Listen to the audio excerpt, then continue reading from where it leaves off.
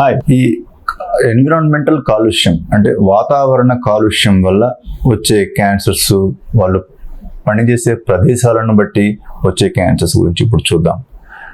ఈ vehicles pollution ఎక్కువ create చేయటం వల్ల వచ్చే క్యాన్సర్స్లో లంగ్ క్యాన్సర్ ప్రథమంగా ఉంటుంది.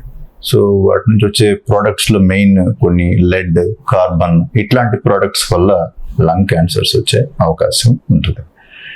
తర్వాత ఈ పెస్టిసైడ్స్ ఫార్మర్స్ వాడే దాంట్లో వల్ల, వాటికి ఎక్స్పోజర్ వల్ల ఈ కిడ్నీ క్యాన్సర్స్, బ్లాడర్ క్యాన్సర్స్ వచ్చే అవకాశం ఉంటుంది.